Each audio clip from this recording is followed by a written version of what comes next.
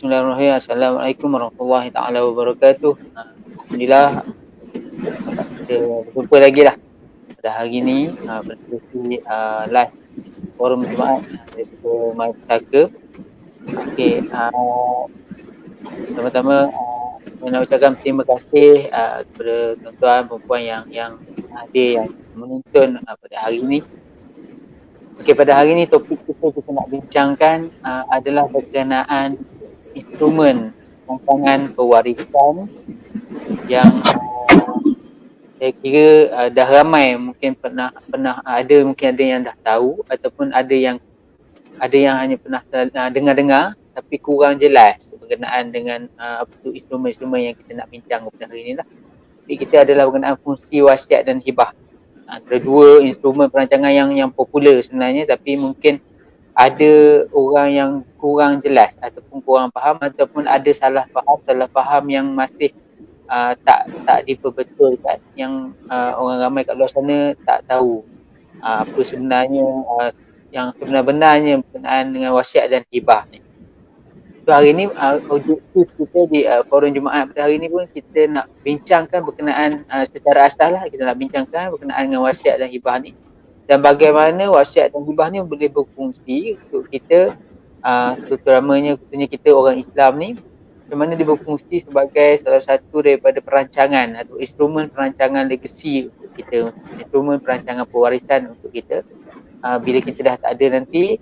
Bagaimana dua-dua instrumen ni dapat membantu kita meninggalkan hasrat-hasrat kita, kata-kata kita kepada waris-waris kita lah. Okay. Itu kan. Sesi forum Jumaat ini sendiri adalah merupakan kesinambungan daripada sesi sebelum ni. Kalau sebelum ni kita dah ada 4 sesi forum Jumaat yang kita bincangkan tentang topik besarnya adalah berkenaan faham faraid. Kita bincangkan banyak berkenaan faraid dalam forum Jumaat sebelum ni. Yang mana kalau ada yang menonton hari ni tapi tak pernah tengok sesi forum Jumaat sebelum ni, boleh tengok boleh pergi ke YouTube mypustaka.info, mypustaka official. Kita dah uploadkan sesi live kita di situ, ataupun boleh tengok di FB page mypustaka.info sendiri. Boleh tengok daripada forum pertama sampai yang keempat. Banyak kita bincangkan mengenai faraid di situ, insya-Allah boleh membantu lah. Okay, baik. Pada sesi kita pada hari ni, kalau sebelum ni kita ada 2 panel, tapi hari ni kita bawakan seorang saja panel, ahli panel, dan pada sesi pada hari ni pun kita akan bincang secara asas berkenaan dengan wasiat dan hibah ni.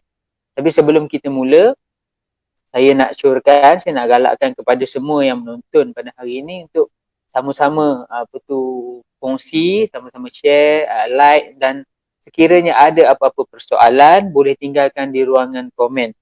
Dan juga kita sediakan juga e-note perancangan legasi, nota e-note perancangan legasi secara percuma kepada penonton-penonton kat luar sana.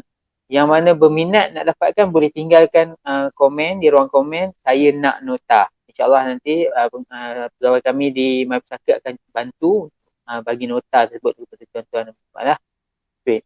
Tapi saya nak syorkan juga kepada perunding-perunding My Pustaka yang bersama kita pada hari ini, yang menonton bersama kita, untuk share ataupun untuk terbaik adalah adakan watch party. Menggunakan link kita ni, link live kita buat watch party di FB page masing-masing. So orang lebih ramai orang di luar sana yang dapat manfaat boleh tengok kita punya sesi live kita pada hari ni. Dan juga mereka juga boleh, sekiranya ada apa-apa persoalan, tuan-tuan dan perempuan sebagai pengundi masyarakat boleh layan sendiri. Itu lebih baik lah. Mungkin kita takut kalau di mypustaka.info ni, mungkin kalau ramai yang komen nanti ada yang terlepas. So kalau tuan-tuan dan puan sebagai pengundi masyarakat yang adakan watch party di FBP sendiri, mungkin boleh layan lebih baik lah. Boleh one to one dengan mereka-mereka ni kalau ada apa-apa persoalan. Okay, baik. Saya tak nak cerita panjang. Saya nak jemput lah, menangkan dah pukul 11, kita nak mulakan sesi kita. Saya nak jemput ahli panel kita pada hari ni lah, Tuan Kamarul Azman, untuk bersama dengan kita. Silakan Tuan. Okey, baik. Assalamualaikum Tuan. tak dengar tuan. Apa tu mic mute.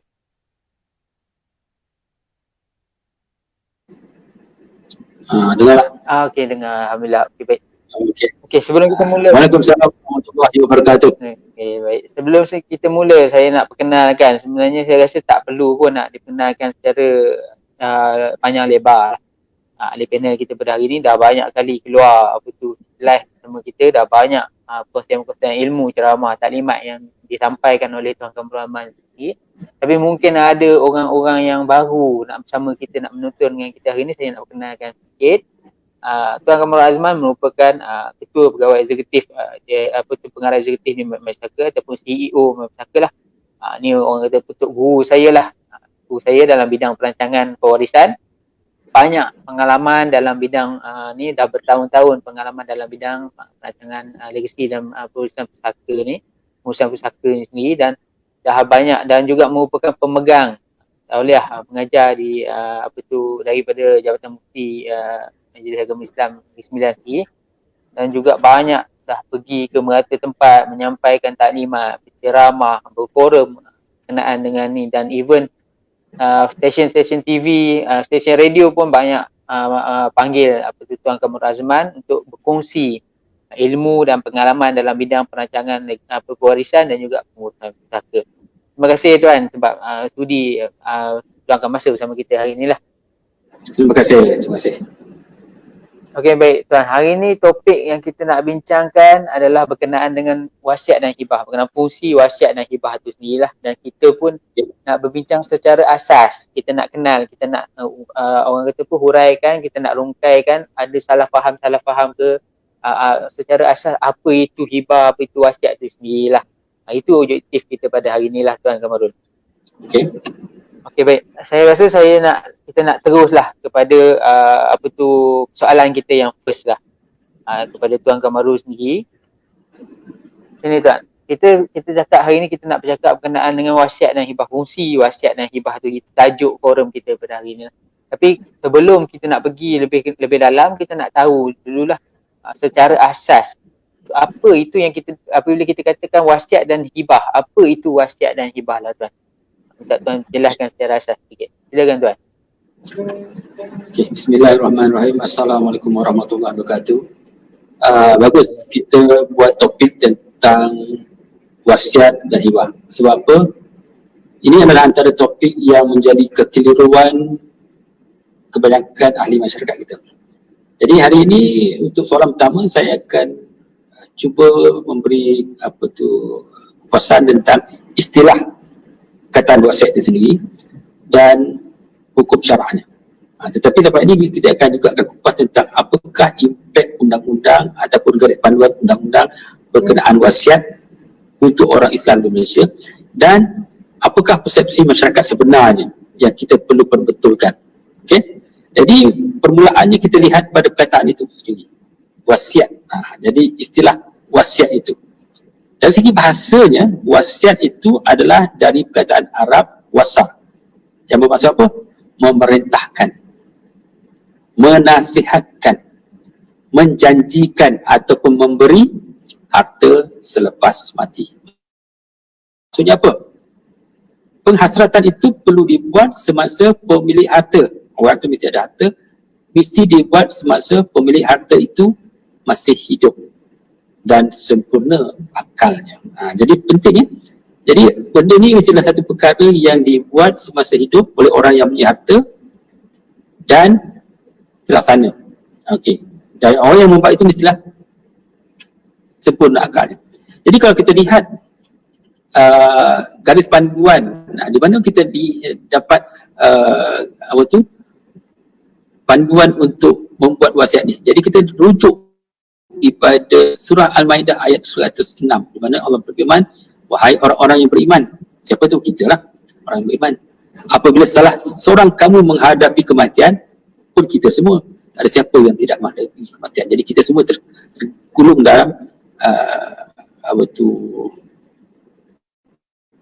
orang yang ditujukan. Jadi sedangkan dia akan berwasiat, jadi disyorkan untuk berwasiat, maka hendaklah wasiat itu disaksikan oleh dua orang yang adil di antara kamu. Jangan buat wasiat seorang-seorang, jangan buat wasiat dalam hati. Perlulah menzahirkan dan perlulah ada saksi. Jadi kalau kita kupas lagi sebenarnya itu sebaik-baiknya ada juga bertulis. Kemudian ataupun dua orang yang berlain agama, boleh juga orang berlain agama, tetapi jika kamu di dalam perjalanan di muka bumi ini, maksudnya kalau kita dalam muka Malaysia ni carilah saksi orang Islam, tetapi kalau kita berada ke mana, dekat Iceland ke, dekat Brazil ke, boleh kita ambil orang yang bukan agama Islam untuk jadi. Dia apa? Dia baca susuannya. Wahai orang iman, apabila seorang kamu menghadapi kematian sedangkan ia akan berwasiat, maka hendaklah wasiat itu disaksikan oleh dua orang yang adil di antara kamu. Dan dua orang yang berlainan agama dengan kamu jika kamu dalam perjalanan di muka bumi ini, lalu kamu ditimpa baik kematian. Jadi maksudnya sangat digalakkan untuk kita berwasiat. Itu pertama, wasiat. Dan Rasul juga menggalakkan. Jadi ada satu hadis Nabi riwayat Al-Bukhari di mana Rasulullah bersabda, tidak seharusnya bagi seorang yang mempunyai harta untuk diwasiatkan. Maksudnya seorang yang mempunyai harta untuk diwasiatkan, maksudnya ada lebihan. Tidur lebih dari 2 malam melainkan wasiat itu sudah tertulis di sisinya. Nampak? Tertulis. Maksudnya orang yang mempunyai harta yang boleh diwasiatkan ada lebihan, perlulah buat wasiat bertulis dan simpan di bawah tempat tidur. Itu satu kepentingan untuk membuat wasiat. Saya tambah lagi itu. Okay. Juga satu hadis riwayat Al-Bukhari dan Muslim di mana Rasulullah bersabda, sesiapa yang mati dan dalam keadaan meninggalkan wasiat, maka dia mati di jalan yang satu dan mengikut sunnah. Dan dia juga mati sebagai seorang yang bertakwa dan bersyahadah serta mati dalam keadaan dosa-dosanya diampunkan. Sebenarnya tuan-tuan dan puan, wasiat ini adalah satu instrumen yang boleh mempanjangkan manfaat harta-harta yang kita ada sehingga ke akhirat. Cara kita untuk menanam saham akhirat adalah dengan membuat wasiat supaya harta ini dapat dimanfaatkan oleh ramai orang. Dan kedua kita lihat juga persoalan siapa yang boleh berwasiat. Siapa yang boleh berwasiat? Orang yang boleh berwasiat, pertama, orang yang ada harta, yang baligh dan berakal dan dia tidak dipaksa. Dia ni masih hidup. Dia ada sikit harta yang berlebih. Dia juga baligh dan dia berakal. Maksudnya dia siuman, bukan nyanyuk. Dan tak ada siapa memaksa dia membuat wasiat. Itu penting. Syarat untuk siapa yang boleh membuat wasiat. Kemudian kita sentuh pula cerita dengan siapa yang boleh menerima wasiat. Ini yang selalunya orang salah faham. Ikut hukum syaraknya, penerima wasiat itu perlulah diketahui semasa penulis wasiat itu membuat wasiatnya. Jangan kata aku nak bagi kepada mereka. Mereka itu siapa?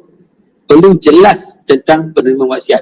Saya nak bagi kepada anak cucu saya nak bagi kepada anak angkat saya nak beri kepada masjid, kepada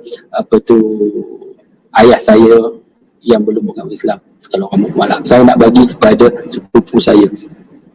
Jadi penerima itu diketahui, okey, kecuali untuk perkara kebajikan. Jadi kalau contohnya wasiat ni sebenarnya kita boleh menyatakan hasrat nak bagi untuk jalan kebajikan, nak bagi kepada masjid, nak bagi kepada rumah anak yatim, nak bagi kepada badan kebajikan, NGO ataupun masjid surau dan sebagainya. Jadi itu dah perlu dimaklumkan, tetapi untuk penerima wasiat manusia perlulah dikenal pasti siapa orangnya. Dan orang itu juga perlu wujud semasa kematian pewasiat. Jadi kita tidak boleh mewasiatkan hati kepada orang yang belum wujud. Tetapi untuk bayi yang dalam kandungan, yang sebenarnya pemilik harta ada membuat wasiat, ada syaratnya berapa lama dia dalam kandungan semasa pemilik harta tadi meninggal dunia masih boleh menerima wasiat tersebut. Okey. Dan yang paling penting, penerima wasiat ini adalah bukan waris. Bukan waris. Mengikut pendapat ulama Syafi'i, Hanafi, Maliki dan Mati. Inilah yang dikeluarkan di Malaysia, di mana apabila kita membuat wasiat pembahagian harta ditujukan kepada bukan waris ditujukan kepada orang yang bukan waris faraid, bukan ditujukan kepada ahli waris faraid. Itu penting untuk kita tahu apa itu wasiat. Okey. Kemudian ada juga orang tanya kadar berwasiat dan apakah garis pandan berwasiat. Paling mudah kita lihat dalam surah An-Nisa ayat 12. Di penghujung ayat itu serta menceritakan tentang hukum-hukum faraid, di mana Allah menceritakan dalam ayat 11 dan 12 pada pembahagian itu setelah dinasihatkan wasiat dibuat olehnya dan setelah payung hutangnya. Sekali dalam surah An-Nisa ayat 11 dan 3 kali dalam surah An-Nisa ayat 12.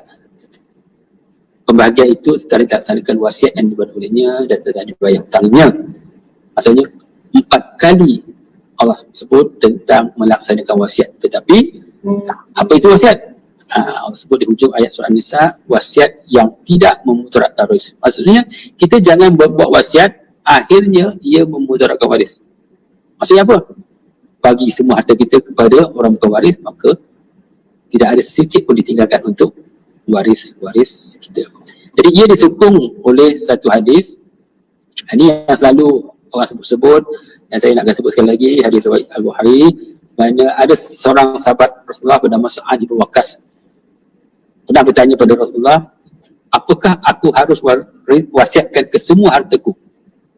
Disebut tanya pada Rasulullah. Rasulullah menjawab, tidak. Sa'ad bertanya sekali lagi, separuh? Rasulullah pun jawab, tidak. Dan Sa'ad bertanya sekali lagi, 1/3. Maka ketika itu Rasulullah menjawab, ya, itu pun sudah cukup banyak. Lebih baik meninggalkan ahli daripada meninggalkan mereka miskin dan dalam keadaan yang meminta-minta. Maksudnya apa? Kita kena faham wasiat ini kepada bukan waris. Dan janganlah mewasiatkan terlalu banyak sehingga menyebabkan waris-waris, ahli waris yang mempunyai hak farid tadi akhirnya dalam keadaan yang meminta-minta. Jadi inilah antara garis panduan yang kita semua perlu tahu. Dan ini jugalah antara perkara-perkara yang disalah ertikan oleh masyarakat, sebab kebanyakan kita menganggap wasiat itu kepada waris. Berapa ramai orang buat wasiat, dalam isi kandungan wasiatnya adalah meninggalkan, menzahirkan hasrat pembahagian kepada waris. Ya, ini antara perkara yang kita nak betulkan sebelum kita pergi kepada soalan selanjutnya menceritakan tentang hibah. Jadi kita kena faham dulu, apakah itu wasiat dari kerangka hukum syar'i. Ya, itu saja. Okey, baik. Terima kasih Tuan Kamarul. Apa tu jelas, terangan, ringkas dan padat. Apa tu kita dah faham secara ringkasnya wasiat tu apa. Dia satu instrumen perancangan pewarisan yang bukan untuk waris. Kata kunci dia bukan untuk waris dan untuk 1/3 harta sahaja. So salah. Mungkin ada orang yang sebelum ni yang tak pernah betul dengar, yang ingat wasiat ni sebenarnya boleh je bagi. Dia ada perbezaan wasiat dengan instrumen-instrumen lain, tapi wasiat ni dia bukan untuk waris. Apa jelas daripada Tuan Kamarul sendirilah. Terima kasih Tuan Kamarul. So saya nak, kalau kita nak pergi kepada soalan kedua lah Tuan Kamarul. Tadi Tuan Kamarul kata wasiat ni bukan untuk waris. Wasiat tak boleh bagi kepada waris dan tak boleh lebih 1/3. So kita, kalau macam tu, kita nak tanyalah Tuan Kamarul sendiri. Jadi apa tu kalau kata bukan untuk waris, so apa yang patutnya kita ni untuk orang Islam ni kita boleh buat dengan wasiat, dan kenapa kita kena buat wasiat, dan bagaimana wasiat tu sendiri orang kata berfungsi lah untuk kita orang Islam ni sendiri, sebabkan kita nak bagi kepada waris tak boleh. So untuk apa kita buat wasiat? Kenapa kita kena ada wasiat? Ni jelaskan sikit Tuan Kamarul.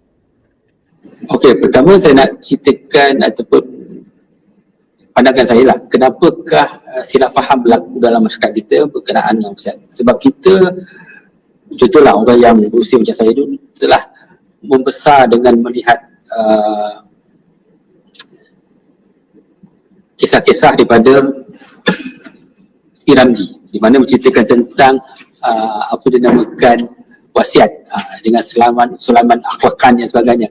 Sebenarnya kita dulu pada ikut undang-undang ini kita mengikut undang-undang sivil British, di mana ikut undang-undang will ataupun wasiat adalah satu saya komputer nak habis.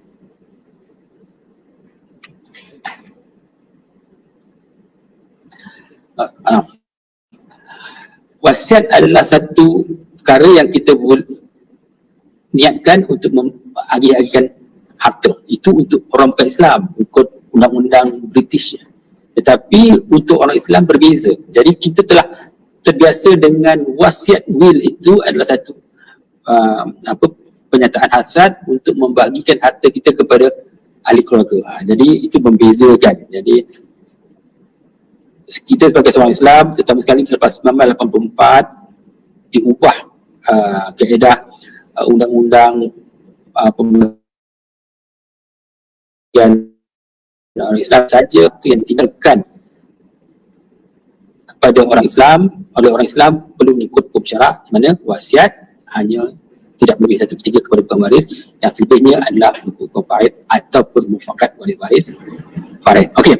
Jadi berbalik pada persoalan tadi, kenapa kita perlu membuat wasiat? Jadi sebenarnya wasiat adalah satu peluang untuk kita, satu instrumen untuk kita menjadi, yang kita sebutkan tadi adalah kaedah untuk kita membawa sebahagian pada harta-harta kita yang kita peroleh semasa hidup untuk memberi manfaat pada kita di akhirat. Sebab harta ini kalau kita tidak buat, maka akan diterima sebagai hak waris. Tetapi kalau kita berwasiat, seolah kita menghadiahkan harta-harta itu kepada orang yang bukan waris kita, bukan tanggungjawab kita, tapi kita menghadiahkan untuk tujuan apa? Kejalan Allah. Tujuan apa? Untuk memberi kesenangan kepada mereka. Contoh, kita memberi wasiat kepada anak angkat kita supaya dia dapat turunkan kehidupan. Kita memberi wasiat kepada secara sedekah kepada masjid, pusat anak yatim dan juga pusat tahfiz. Untuk apa? Supaya harta kita dipanjangkan manfaatnya sehingga dapat memberi manfaat kepada kita setelah kita meninggal dunia dalam bentuk saham akhirat. Jadi itulah kadang-kadang orang tampak. Ini adalah peluang kita. Rasulullah pun kata kita perlu berwasiat, dan pada filah berwasiat, tetapi ramai orang tidak mengambil peluang. Jangan kata harta tak boleh buat mati, tapi saya kata boleh. Dengan wasiat adalah satu cara untuk kita membawa harta-harta kita ikut kita ke akhirat dan kita terus memberi manfaat kepada kita sebab kita telah berwasiat. Jadi itu antara perkara yang kita perlu tahu tentang kepentingan berwasiat. Okey. Tetapi dalam masa sama juga, dalam skop perundangan Malaysia ini, wasiat yang kita boleh buat antaranya adalah wasiat sedekah, wasiat kepada anak angkat, anak susuan yang mana tidak ada hak faraid, ataupun kalau mu'alaf boleh meninggalkan wasiat kepada ibu bapa yang belum masuk Islam. Jadi itu antara kegunaan wasiat yang kita perlu ambil tahu, sebab ramai di kalangan masyarakat kita sebenarnya mempunyai keperluan untuk membuat wasiat. Tapi sebenarnya kesemua orang ada, sebab semua orang mampu dan layak untuk membuat sekurang-kurangnya membuat wasiat sedekah kepada masjid, bersurau untuk tujuan kebajikan. Jadi ambillah peluang itu setelah kita tahu fungsi wasiat sebenarnya. Okay, baik.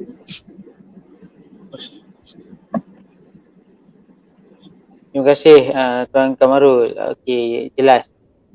So walaupun wasiat itu sendiri sebenarnya bukanlah satu orang kata apa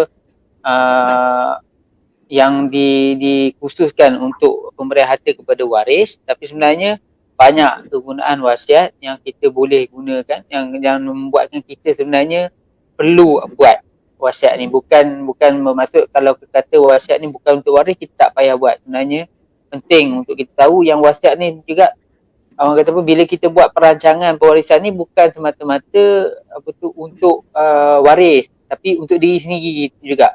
Kita kena fikir juga untuk diri kita sendiri.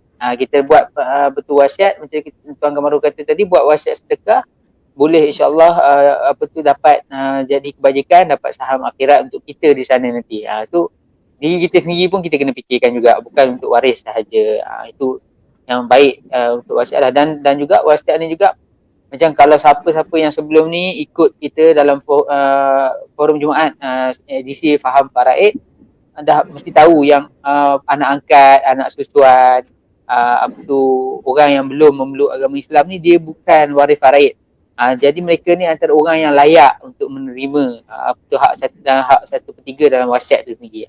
Itu antara kegunaan wasiat tu. Bukan maksud kalau kata wasiat tu tak boleh bagi kepada waris, kita tak payah buat wasiat. Kita kena buat wasiat sebagai orang kata tu untuk saham akhirat kita, insyaAllah.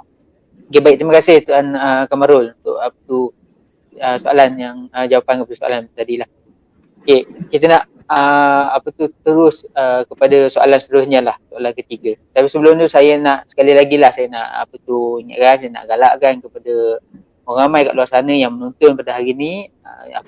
Saya mohon, saya kira perkongsian kita pada hari ni, sesi forum kita pada hari ni adalah satu yang baik, satu yang bagus, yang satu insyaAllah yang bagi manfaat kepada orang ramai kat luar sana.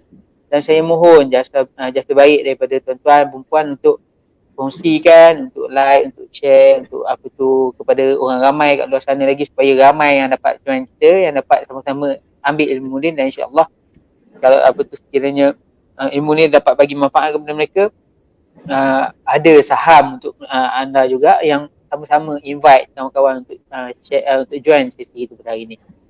Okay, baik. Soalan seterusnya Tuan Kamarul. Tadi kita bercerita tentang wasiat. Kita kata wasiat ni bukan untuk waris semualah. Tapi tajuk kita hari ni kita nak cakap pasal fungsi wasiat dan hibah. So soalan saya seterusnya saya nak tanya Tuan pula berkenaan hibah tu pula. So apa itu hibah Tuan? Cara ringkas lah, boleh minta Tuan terangkan sikit apa itu hibah. Silakan Tuan. Okey, sebelum kita cerita tentang hibah, sebenarnya sebelum kita mati ni, kita perlu buat perancangan pewarisan. Bukan buat wasiat, buat hibah. Perancangan pewarisan. Perancangan pewarisan ni seolah-olah macam kalau kita ada rumah, kita perlu menyediakan keselamatan untuk rumah itu. Kita nak selamatkan rumah, kita nak melindungi rumah itu. Dan ada beberapa kaedah untuk melindungi rumah itu. Kita boleh pasang kunci, kita boleh pasang CCTV, kita boleh upah jaga, kita boleh bela angsa, kita boleh gali kolam keliling rumah kita untuk melindungi rumah itu. Jadi maksudnya, untuk melindungi sebuah rumah ada beberapa kaedah. Jadi hibah itu adalah salah satu kaedah untuk melindungi rumah tersebut. Itu sebab. Jadi dalam perancangan legasi ada beberapa perkara yang kita boleh buat. Kita boleh melantik wasi, kita boleh siapkan duit, kita boleh siapkan dokumen bertulis, kita boleh siapkan pakar, kita boleh siapkan wasiat, kita boleh siapkan hibah, kita boleh siapkan surat kitab amanah, kita boleh melantik trustee. Jadi itu adalah perkara-perkara yang kita boleh buat untuk menyelamatkan harta kita. Jadi hibah adalah salah satu instrumen yang kita boleh guna untuk melindungi hasrat kepada kaedah untuk mewariskan harta kita. Sebab apa? Kalau kita buat wasiat hanya untuk memberi harta kepada orang pewaris untuk tuan sedekah. Jadi kalau kita nak menyampaikan hasrat kita untuk hibah dan untuk harta kita, maka kita boleh buat hibah. Okay, itu satu. Keduanya, kita kena faham hibah ini adalah pemberian atas dasar kasih sayang kepada sesiapa saja tanpa mengharapkan apa-apa balasan. Kita hadiah. Dan hadiah itu perlu dibuat semasa hidup. Itu hibah. Masa mati tak ada hibah dah. Tetapi hibah ini ada dua cara.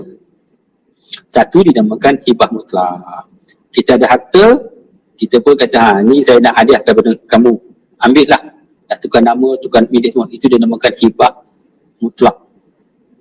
Itu kalau dah dihibahkan, maka bukan jadi pusaka, dia dapat. Contohnya orang yang ada dua isteri, semasa hidupnya dia pernah memberi hadiah satu gelang kepada isteri pertama, satu rantai kepada isteri kedua. Selepas meninggal dunia, rantai dan gelang itu bukan pusaka dah, tidak perlu ditutup, tak boleh ditutup oleh waris-waris, ia telah diberi hadiah mutlak kepada mereka. Jadi kuasa untuk memberi hibah itu berada pada tuan punya harta tadi. Waris-waris tak boleh membangkang pun semasa hidup sebab dia nak bagi hibah pada siapa pun. Jadi itu konsep hibah. Berbalik pada jenis hibah tadi, hibah mutlak adalah hibah yang diberi dan dilaksanakan semasa hidup. Tetapi dalam keadaan sekarang ni ada beberapa instrumen yang telah dibuat untuk membuat hibah, dinamakan hibah tertangguh. Telah dibuat pelaksanaannya apabila dengan dunia, hibah tadi baru terlaksana. Untuk apa? Untuk memastikan hasrat pengagihan harta pusaka seorang itu dapat dibuat tanpa komplikasi. Jadi, bagaimana cara untuk membuat hibah tertangguh tadi? Ada beberapa cara untuk membuat hibah tertangguh. Pertama adalah membuat satu pengisytiharan hibah yang cukup syaratnya, cukup rukunnya. Di mana apa? Rukunnya adalah harta itu milik dia. Dan dia sebagai pemberi. Dan ada orang yang jelas sebagai penerima dan orang yang menerima itu maklum harta yang nak dihadiahkan dan ada ijab kabul dan pelaksanaan. Yang sebaik-baiknya bertulis, bertara dan bersaksi. Tapi apa yang berlaku, ramai orang tak tahu buat hibah dan ataupun buat hibah tanpa syarat yang cukup. Mereka membuat wasiat, mereka menganggap itu hibah. Jadi salahnya, jadi kena cukup syaratnya. Dan ada banyak tempat yang kita boleh membuat hibah. Jadi saya syorkan kalau nak buat hibah, pergilah tempat orang yang memang pun pakar dalam menyediakan instrumen usulan hibah. Tapi ada dua lagi kaedah untuk membuat hibah. Dia nama hibah, tetapi ada punya impact dia, kesudahannya sama macam hibah. Di mana meninggal dunia sampai kepada orang yang dihazratkan dapat komplikasi pihak-pihak lain. Okay, cara pertama adalah dengan membuat trust deed, di mana harta satu itu dia mengisytiharkan dia adalah pemegang amanah bagi beberapa pihak. Dan apabila dia meninggal dunia, maka harta itu bukan lagi pusaka dia, yang menjadi milik adalah orang-orang yang dia pegang amanah itu. Itu pun kaedah-kaedah yang merupai hibah. Dan yang ketiganya adalah menggunakan khidmat syarikat amanah, di mana harta-harta tersebut diserahkan kepada syarikat amanah untuk dijaga, dan apabila meninggal dunia telah pun diberi arahan pada syarikat amanah tadi untuk membahagi-bagikan ikut hasrat yang telah dinyatakan. Kesudahan pun sama seperti hibah, tapi dia bukan hibah. Jadi ini adalah saya kata tadi, bila kita ada rumah, kita nak melindungi rumah tadi. Untuk melindungi hasrat kepada pembahagian rumah tadi, ada berbagai cara. Boleh pasang kunci, boleh pasang CCTV, boleh gali kolam keliling tu, boleh bela angsa, dan ataupun boleh pasang pakan. Jadi itulah antara fungsi hibah adalah salah satu instrumen untuk pewarisan harta. Jadi harap tuan-tuan faham konsepnya, bukanlah hibah dan wasiat itu bergabung. Ia adalah dua instrumen yang berbeza yang boleh digunakan pakai dalam gabungan yang cantik, supaya akhirnya bila meninggal dunia ia akan menjadi satu kesudahan yang baik tanpa komplikasi, pergaduhan dan juga kelewatan dalam urusan pusaka seorang. Okey. Alright. Baik, terima kasih Tuan Kamarul. Jelas tadi kita dah bincang pasal wasiat, lepas tu kita sentuh pula berkenaan dengan hibah. So ada perbezaan lah kata bila kita cakap berkenaan dengan wasiat dan juga hibah ni. Kalau wasiat tadi kita tak boleh bagi kepada waris, hibah ni lain pula. Hibah ni boleh kepada waris, tapi dia ada rukun-rukun dia, ada syarat dia, ada rukun dia yang kita perlu ikut untuk menjadikan dia hibah. Dia bukan main cakap je, main buat je dan kita anggap itu hibah. Salah tu. Macam Tuan Kamarul cakap, dia ada rukun-rukun dia yang kita kena ikut lah. Sebab kita pengalaman kita pun ada orang yang datang, dia kata ni hibah, ini hibah, tapi bila kita tengok balik, oh bukan. So kita tak boleh nak anggap hibah. Sebab apa? Tak sempurna dengan rukun-rukun yang ditetapkan untuk hibah lah, ditetapkan oleh syarak. Okay, baik. Terima kasih Tuan Kamarul berkenaan dengan penjelasan mengenai hibah tadi. Okay, baik. Soalan saya seterusnya lah, Tuan Kamarul.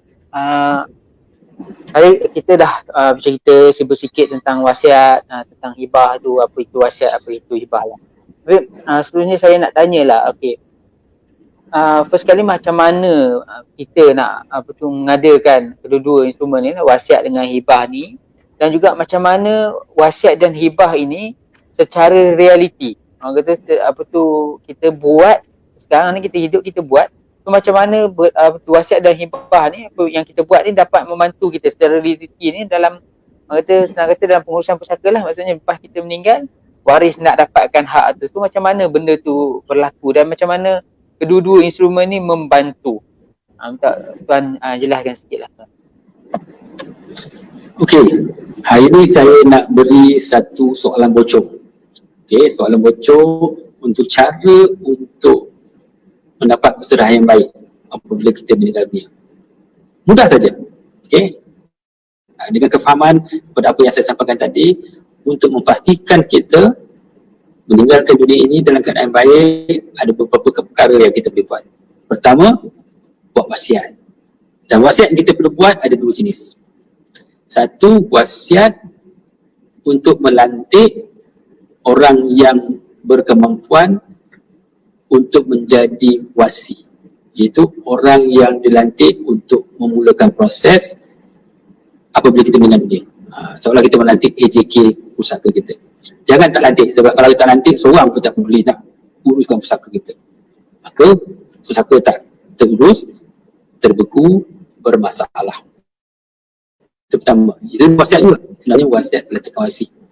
Wasiat pelantikan wasi ini juga berguna sekiranya kita mempunyai harta melebihi 2 juta, sebab ia akan menjadi wasiat pelantikan pentadbir. Okey, sangat penting. Itu wasiat. Keduanya, sekiranya kita nak ada sedikit harta kita dibawa bersama kita apabila kita mati, buatlah wasiat kepada bukan waris. Kita boleh bagi kepada sesiapa saja yang bukan waris. Kalau kita ada tahu sesiapa yang dalam kesusahan, kita boleh wasiat kepada mereka. Kita boleh wasiatkan kepada keluarga driver kita, kepada driver, keluarga tukang kebun kita kalau kita sayang mereka.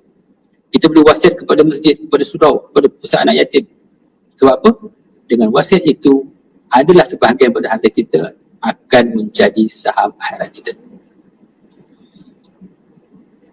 Ketiganya, kalau sekiranya kita ada hasrat pembahagian yang spesifik untuk waris-waris farid kita bersetuju untuk menerima, maka kita boleh buatkan pesanan pembahagian harta kepada waris secara bertulis, bertarikh dan bersaksi. Sebab apa? Kalau kita bertulis, bertarikh, bersaksi, lebih senang mereka untuk terima dan mereka bersetuju di kalangan mereka untuk menghormati apa yang kita nyatakan. Contoh, kita tinggalkan satu wasiat. Rumah ini kita wasiatkan untuk isteri kita. Supaya anak-anak kita yang juga punya hak pada farid dengan lapang dada bersetuju untuk menyerahkan rumah itu kepada isteri kita. Jadi lebih mudah untuk tercapai sekiranya ianya bertulis, bertarikh dan bersaksi. Tetapi sekiranya kita mempunyai hasrat spesifik yang di mana kita nak buat yang lebih kokoh, maka kita juga boleh membuat dokumen persyaratan hibah. Tetapi semasa kita buat dokumen persyaratan hibah, dalam masa perancangan itu, dalam hati kita mestilah ada niat untuk berlaku adil, niat untuk tidak memudaratkan waris. Kita buat hibah itu untuk memastikan pembahagian itu dapat terlaksana tanpa gangguan dan juga kerumitan-kerumitan yang lain. Jadi saya ulang lagi, buatlah wasiat pelantikan wasi, buatlah wasiat untuk kita ada saham akhirat, buatlah pesanan kepada waris secara betul bertarikh dan bersaksi, dan kepada harta-harta yang kritikal, buatlah pengisyaran hibah supaya apa saja hasrat kita tadi tidak dapat akan terlaksana dengan mudah tanpa komplikasi-komplikasi yang berbagai. Jadi itulah antara perkara yang perlu kita buat apabila kita telah faham fungsi wasiat, setelah kita faham fungsi hibah. Selain daripada itu, penting juga juga siapkan duit dalam bentuk yang mudah dikeluarkan oleh waris-waris untuk digunakan membayar hutang kita, boleh digunakan untuk sara hidup mereka dan boleh digunakan untuk membayar kos-kos berkaitan dengan urus pusaka. Itu soalan bocor khas untuk tuan-tuan dan puan hari ini. Untuk apa? Untuk kalau meninggal besok, cantik. Okey? Okey, baik. Terima kasih Tuan Marul. Tu orang kata apa? Bagaimana wasiat dan hibah itu berfungsi untuk membantu kita, membantu waris-waris untuk lebih faham, untuk apa tu lebih apa tu tahu dan memudahkan mereka bila kita meninggal nanti dah cantik dah pengurusan dia semua. Okey, baik. Terima kasih Tuan Kamarul tadi dan saya juga nak ucapkan terima kasih kepada yang menonton di luar sana.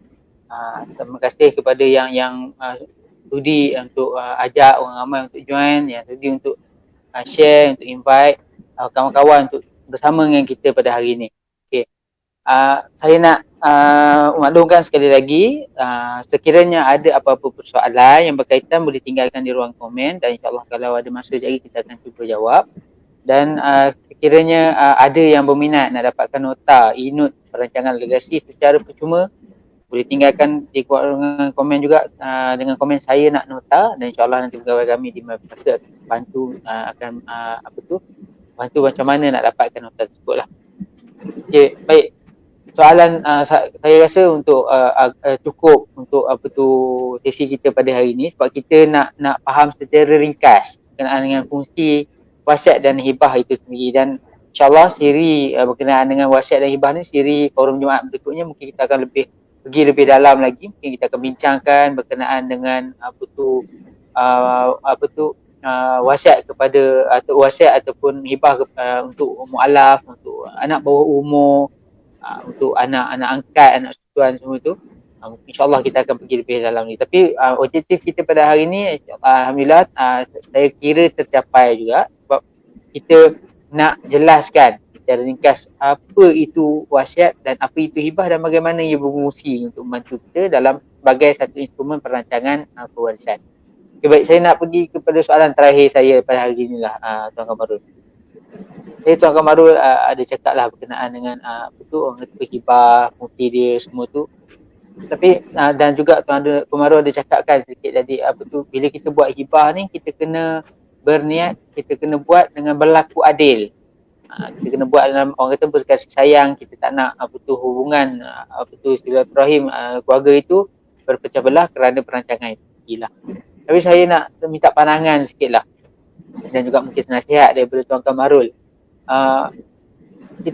Saya sendiri pun pernah dilontarkan dengan persoalan ataupun ditanya dan juga saya pernah juga terbaca kalau sana yang mengatakan bila kita buat hibah ni sebenarnya kita buat untuk kita mengelak ataupun nak lari daripada faraid. Ini antara persoalan yang biasa yang pernah saya dengar lah kat luar sana. So saya nak minta pendapat sikit daripada Tuan Kamarul dan juga mungkin orang kata sebabkan soalan terakhir ni nasihat sikit lah kepada Tuan Kamarul kepada orang ramai kat luar sana yang nak buat perancangan pewarisan. Silakan Tuan. Okey, sebenarnya semasa kita hidup ni, kita mempunyai tanggungjawab. Salah satu tanggungjawab kita adalah mengumpul harta untuk memberi manfaat kepada waris-waris kita semasa hidup. Dalam masa sama juga, kita punya tanggungjawab apabila kita pergi, kita juga nak meninggalkan mereka dalam keadaan yang baik, bukan dalam keadaan yang minta-minta. Jadi untuk itu, perlukan ada perancangan. Okey, ada satu hadis Nabi, saya tak ingat riwayat siapa. Allah kata, orang-orang yang cerdik ada orang-orang yang membuat persediaan dan beramal untuk hari lepas kematian. Maksudnya apa? Buat persediaan. Manakala orang-orang yang lemah akan fikirannya adalah mereka yang mengharap satu hari nanti Allah akan ampunkan mereka. Hanya berangan-angan. Jadi sangat penting kita perlu buat perancangan. Jadi apa yang kita buat? Kita buat perancangan dengan hasrat satu. Bila kita pergi, kita juga sejahtera. Bila kita pergi, waris yang kita tinggalkan juga sejahtera. Jadi dalam bila kita faham tentang konsep itu, maka apabila kita buat dengan hasrat, tidak menyusahkan siapa-siapa. Jangan kita kedekut buat perancangan, akhirnya bila kita meninggal dunia menyusahkan. Antara perkara yang kita tahu, yang kita dah pelajari juga semasa sesi dengan Ustaz Hamdi, dalam farid itu pun ada dinamakan pemuhakatan atau mereka perlu tahu siapakah waris-waris farid, mereka perlu tahu apakah hak mereka, mereka perlu tahu apakah harta yang ditinggalkan, kemudian mereka boleh berbincang supaya tidak ada seorang pun yang mudarat, yang kurang mungkin dapat lebih atas kerelaan masing-masing memberi hak mereka. Itu dinamakan at-taharus. Tetapi kadang-kadang untuk dapatkan at-taharus itu payah. Jadi kita sebagai pemilik harta yang bertanggungjawab membuat perancangan yang lebih kukuh. Macam saya kata tadi lah, kita nak menjaga rumah kita tadi, macam-macam cara kita buat, pasang kunci boleh, CCTV boleh, bela angsa boleh. Jadi buat sesuatu. Jadi perancangan legasi itu perlu dibuat dalam minda di mana kita nak memberi kebaikan kepada diri kita, memberi kebaikan kepada waris-waris kita dan juga memberi kebaikan kepada akhirat. Jadi itu pertama yang kita kena buat, dan bukan isu tentang menyediakan farid. Salah satu contoh yang baik untuk membuat hibah, contoh semasa hidupnya seorang bapa ni telah pun memberi harta kepada anak-anaknya. Dia pergi, ni kau dapat rumah. Ada satu anak ni belum sempat diberikan harta. Jadi untuk menjaga kepentingan anak tadi, dia pun buat hibah. Sebab apa? Kalau tidak buat hibah, maka harta yang tinggal satu tadi, mungkin waris-waris lain menganggap itulah harta pusaka dan masing-masing ingin menuntut hak farid masing-masing.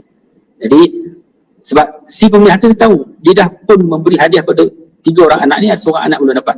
Jadi atas rasa tanggungjawab, maka dia membuat dokumen hibah. Dan apabila meninggal dunia, dengan dokumen pengisytiharan hibah tadi lebih mudah untuk menguruskan pusaka, dan akhirnya anak yang bongsu tadi akan dapat tanah dia tanpa pembebitan ataupun komplikasi daripada pihak-pihak lain. Jadi kita kena nampak, bukan kita buat hibah untuk melarikan daripada farid.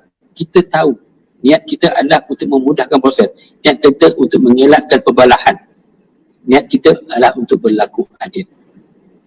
Jadi itulah penting sebelum kita membuat rancangan pemeriksaan, kita kena tahu apakah tujuan kita.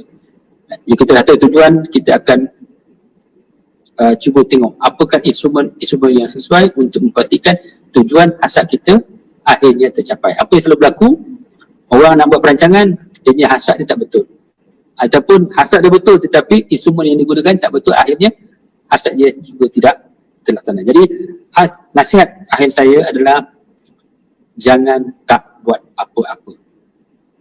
Peluang dah ada untuk kita membuat sedikit perancangan supaya adalah harta-harta kita akan ikut kita ke akhirat. Peluang dah ada untuk kita buat perancangan supaya ada harta kita dapat memberi manfaat kepada masyarakat. Peluang dah ada untuk kita membuat sedikit perancangan supaya harta-harta yang kita ada dapat sampai kepada waris-waris kita, dibuat dalam perancangan yang cukup baik supaya memberi manfaat kepada mereka, bukan saja mereka pertama, bukan saja kepada anak, mungkin juga dapat memberi manfaat kepada cucu, cicit dan selanjutnya. Dan sekiranya kita dapat melakukan seperti itu, maka insya-Allah kesejahteraan kita di akhirat nanti. Jadi sekali lagi, jangan tak buat apa-apa, buatlah perancangan legasi. Jangan buat wasiat saja, jangan buat hibah saja. Buatlah perancangan legasi yang mantap dengan bantuan orang yang mahir. Itu saja nasihat saya. Okey, baik. Terima kasih Tuan Kamarul. Padat apa tu orang kata apa, satu nasihat yang saya rasa sangat-sangat baik untuk kita yang sama-sama mendengar pada hari ini, untuk ambil maklum, faham dan juga mula untuk bersedia untuk adakan perancangan yang mantap. Ibarat kata Tuan Kamarul tadi, bukan kita nak kita buat hibah, kita mata-mata buat saja.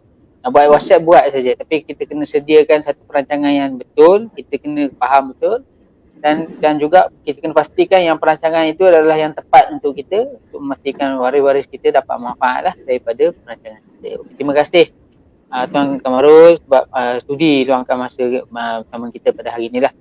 So, saya kira betul ada lagi masa untuk sikit saya mungkin saya minta masa sikit lah daripada Tuan Kamarul untuk kita jawab ada soalan sikit daripada yang menonton kita dengan kita hari ni lah. Boleh ke Tuan? Boleh. Okey baik. Macam ni Tuan. Ada soalan lah yang kata apa tu ayah dia dah apa tu buat wasiat kepada mereka adik-beradik lah. Perlu ke, wajib ke ikut wasiat tu ke macam mana? Tak Tuan Kamarul apa tu jawab sikit soalan tu. Perlu ke, wajib ke waris-waris ni ikut wasiat?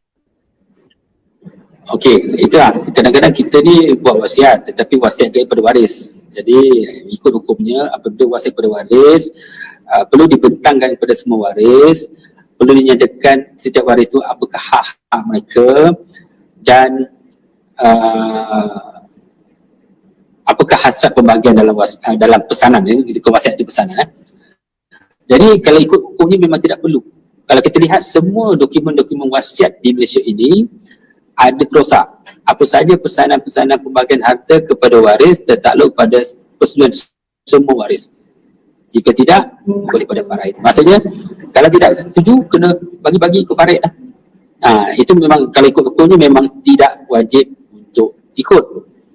Tetapi, kebiasaannya, apabila diberi penerangan dengan jelas kepada waris-waris tersebut, contohnya, apa yang saya berkata macam inilah, harta ini bukan titik perlu kita.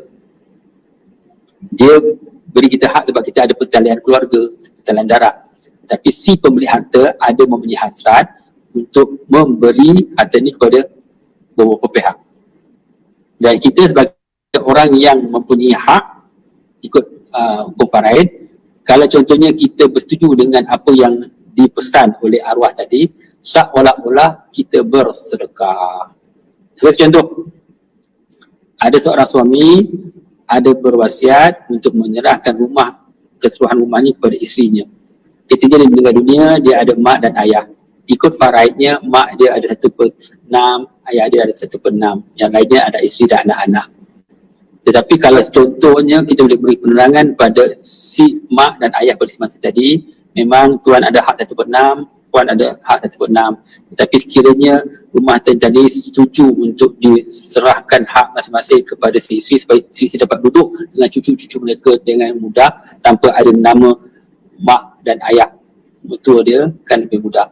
Dan si ayah dan ibu pada si mati tadi sekiranya melepaskan hak kepada si isteri tadi, menantu dia, mengikut pesanan yang wasiat arwah tadi, seolah bersedekah.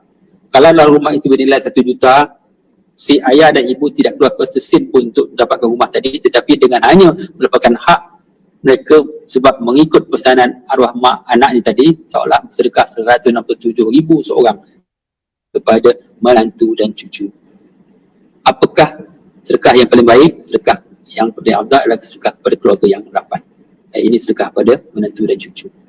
Bukan titik perlu kita, tapi kita berpeluang untuk menyerahkan. Itu sebabnya sangat penting apabila seorang meninggalkan wasiat sebenarnya pesanan, tetapi di perbalahan berlaku di antara waris, dapatkan khidmat pakar, dapat khidmat kaunselor sebab dapat memberi penerangan.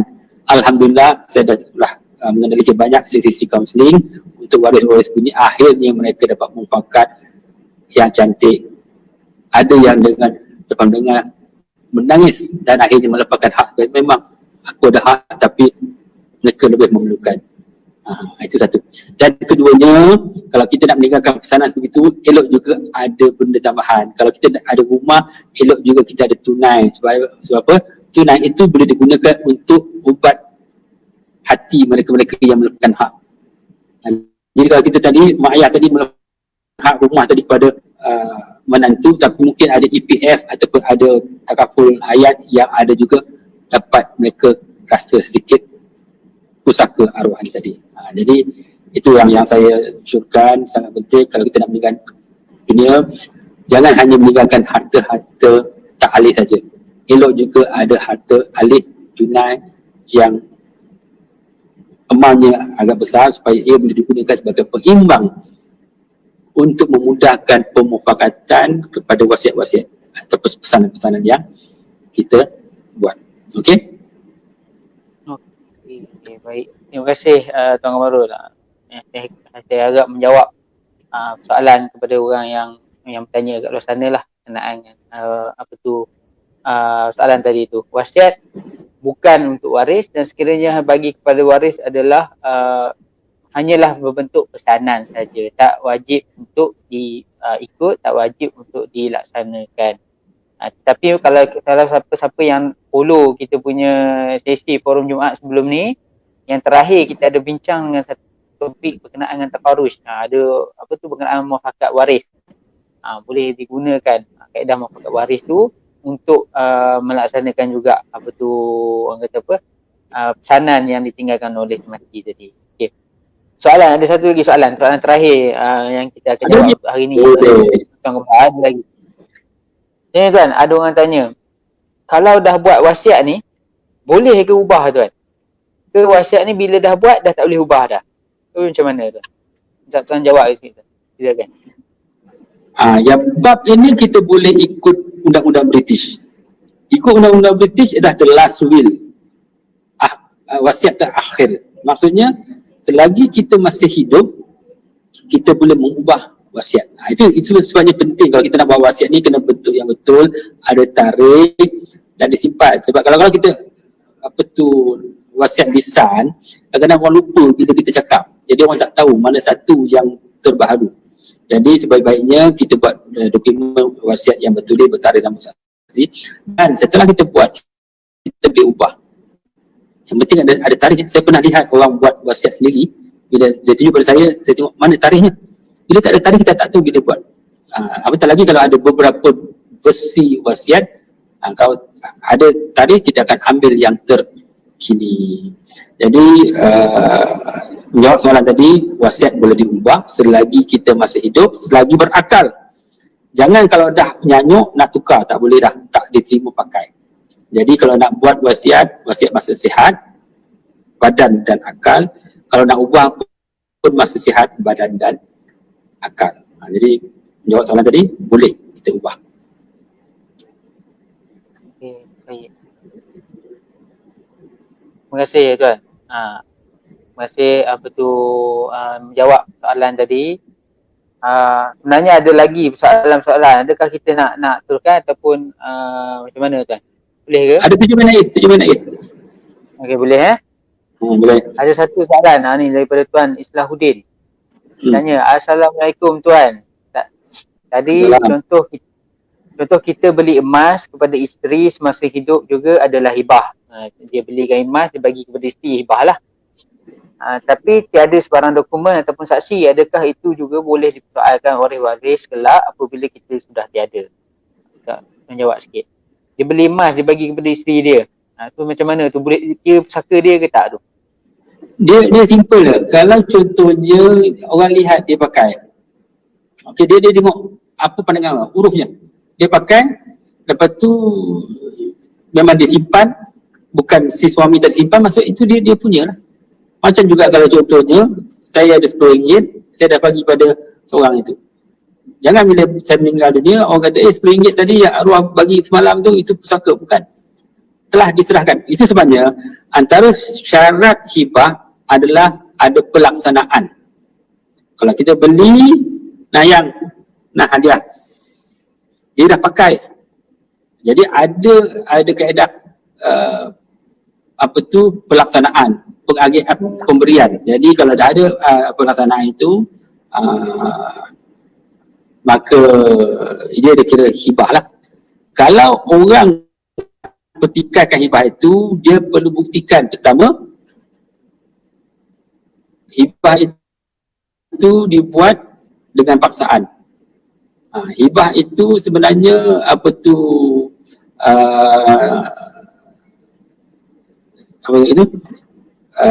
dia dibuat secara penipuan. Contoh bukan isteri dia tipu, ambil curi ke bukan. Ataupun bukannya paksaan. Sorry, saya lupa ujung-ujungnya. Okey, mestilah ada 3. Tidak ada paksaan, tidak ada penipuan, dan juga satu lagi apa? Saya ingat. Saya ni tolong bantu saya. Tak apa lah, dua tu. Jadi yang penting yang penting ada pelaksanaan. Okey. Jadi dia lebih mudah akan menjadi lebih great kalau benda-benda yang tidak ada grant. Okey. Tapi kalau ada nampak pelaksanaan di mana harta itu telah diberi dan dipegang oleh orang tadi. Tetapi ada lagi benda-benda kadang bila bertikaikan. Contohnya, si ayah memindah nama geran tanah kepada anaknya.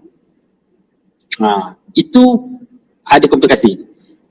Selalunya orang memindah tanah ni, dia ada hasrat tetapi dia tak nyatakan. Jadi sangat penting kalau ada berlaku perpindahan harta sebegini, perlu nyatakan dengan jelas akadnya. Dia kemungkinan akadnya hadiah. Dia memang hadiah, memang anak tu punya lah.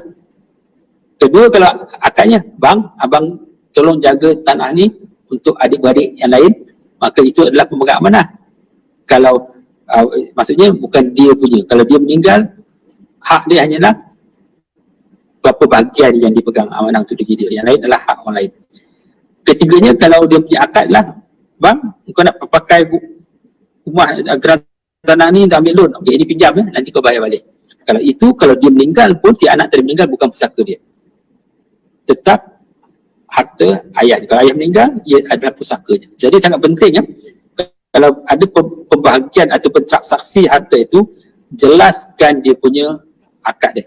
Adakah hadiah, pegang amanah ataupun pinjaman. Tetapi biasanya suami pada isteri itu hadiah. Jarang-jaranglah dia pinjamkan gelang, jarang-jaranglah dia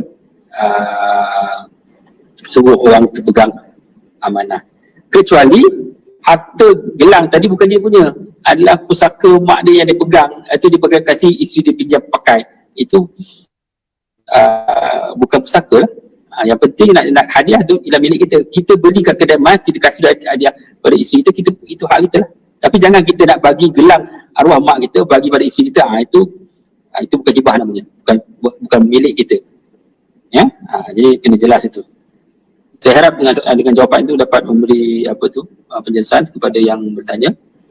Okey, baik. Terima kasih. Itu maksudnya kena faham dulu konsep yang apa itu pusaka dan yang mana yang bukan pusaka lah.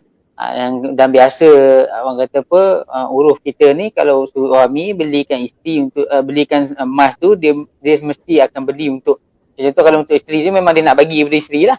Kalau dia beli untuk mak dia akan terus bagi kepada mak dia. So tak boleh lah nak ditentang. Dan macam kalau Tuan Kamarul katakan tadi, kalau kata nak menentang pun dia perlu buktikan dari segi, macam contoh pemberi itu sendiri, masa buat pemberian tu orang kata tak sedar, dalam keadaan tak sedar, ataupun macam contoh maradul maut, kita katakan tak boleh ni, ataupun berlakunya kalau kata buat wasiat, buat dokumen tu tantangan pun palsu, ada penipuan dekat situ, ataupun ada paksaan. Itu yang Tuan Kamarul kata, 3 benda yang boleh dia perlu dibuktikan oleh orang yang nak menentang pemberian tu tadilah. So faham konsep pusaka dan bukan pusaka ni, itu jelas lah. Kalau kata dia dah belikan emas untuk isteri dia bagi pada isteri dia yang pakai, memang waris-waris lain ni dah kena jelas lah, itu dah bukan dikira pusaka dia, dah tak boleh lah nak dibahagikan ikut kaedah faraid ke, ataupun ikut kaedah sebagai harta pusaka. Okey, baik. Terima kasih. Saya kira itu saja soalan-soalan saya daripada yang menonton hari ini. Terima kasih juga kepada Tuan Kamarul sudi luangkan sedikit masa lagi untuk menjawab soalan-soalan daripada orang ramai kat luar sana. Dan saya nak ucapkan terima kasih kepada yang menonton bersama kita pada hari ini, kepada yang share, kepada yang ajak orang ramai untuk bersama dengan kita menonton. Saya doakan semoga semua dapat kebaikan, dapat manfaat daripada sesi forum kita pada hari ini. Dan saya doakan semoga Allah memudahkan kita semua untuk ada perancangan. Dan saya kira tak terlewat untuk ucapkan salam al-hijrah, salam awal Muharram. Semoga tahun baru kita ini kita diberi kesempatan, kita diberi peluang, dan kita diberi kesedaran untuk bersedia untuk adakan satu perancangan pewarisan untuk diri kita dan juga untuk waris kita, insya-Allah. Dan Saya nak ucapkan terima kasih Tuan Kamarul sekali lagi luangkan masa bersama dengan kita hari ini, satu perkongsian yang menarik yang insya-Allah dapat memberi kesedaran kepada orang ramai ke luar sana, dan terima kasih juga sekali lagi sebab menjawab soalan-soalan kepada yang bertanya. Terima kasih Tuan Kamarul. Terima kasih banyak. Okey, baik. Saya kira setakat ini saja sesi forum Jumaat kita pada hari ini dengan topik kita berkenaan dengan fungsi wasiat dan hibah. Dan saya kira objektif kita pada hari ini tercapai. Kita dah terangkan apa itu wasiat, apa itu hibah, dan bagaimana wasiat dan hibah ni berfungsi dan membantu kita lah sebagai satu instrumen perancangan pewarisan. Dan saya harap sesi kita pada hari ini dapat membantu tuan-tuan dan puan yang menonton pada hari ini, dan teruskan kongsikan kepada orang ramai supaya sama-sama dapat manfaat. Dan insya-Allah pada masa akan datang kita akan mungkin bincangkan lebih dalam lagi berkenaan dengan wasiat dan hibah ini. Mungkin kita akan pergi dengan tajuk yang lebih detail supaya kita lebih dapat orang kata menyentuh permasalahan yang secara realiti berlaku kat luar sana yang mungkin orang tak faham, yang kalau macam ni apa solusi dia, kalau untuk anak angkat apa solusi dia. So kita nak lebih dalam lagi. InsyaAllah kita akan bawakan pada topik dalam topik-topik forum Jumaat yang akan datang, insyaAllah. So sampai sini saja pada hari ini. Terima kasih sekali lagi Tuan Kamarul Azman, dan saya tutup dengan billahi taufiq wal hidayah. Assalamualaikum warahmatullahi wabarakatuh. Terima kasih. Waalaikumsalam warahmatullahi wabarakatuh.